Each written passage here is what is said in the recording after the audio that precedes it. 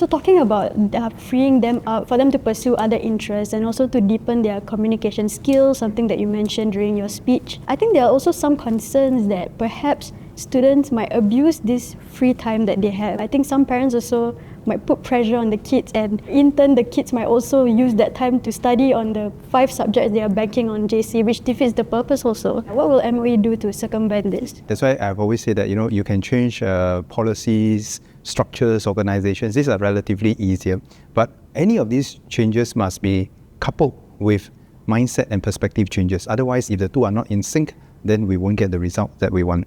So indeed, I was sharing the story in Parliament yesterday that a couple of years back when I visited one of the JC, and the students were telling me that they're all very stressed because of the amount of content that they have to absorb and study. So I jokingly asked them, I said, hey, how about if we cut your syllabus by half? Will you be happier? So of course, they all look at me a bit stunned, Are you serious or not? Didn't know whether to take me seriously. Then after a while, they almost all replied in unison and said, no, mister, please don't do that. That will become more stressful.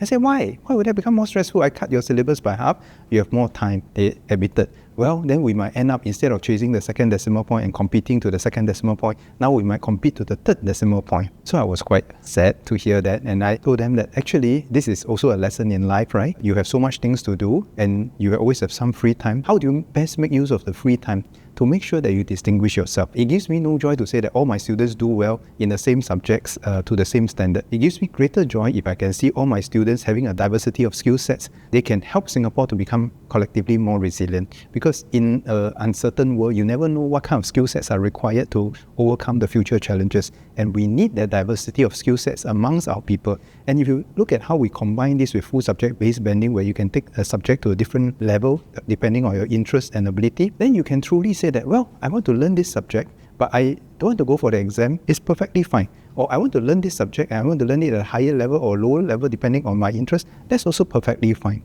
And the most important thing is that we want our students to have the sense of agency, the sense of ability to say that I can determine what I want to learn. Because in life, it's not just about the first 15 years of what they learn in schools, but the next 50 years of what they learn and continue to learn beyond the school. So in that case, what directive or perhaps what help would be given to the secondary schools or the school leaders to help with this transition? Well, actually, the secondary schools are all well equipped to do this transition, because now the students can choose to take subjects at different levels already with full subject-based banding. In addition to that, also choose how many subjects that they want to do to prepare for their JC or polytechnics. So there's greater flexibility in our schools, and our schools have the capacity to help our students make their choice. But what we want to do is also to counsel and help our students to make choices that are suitable for themselves. So they don't just compare and say, oh, my friends are taking so many subjects and therefore I must take so many subjects.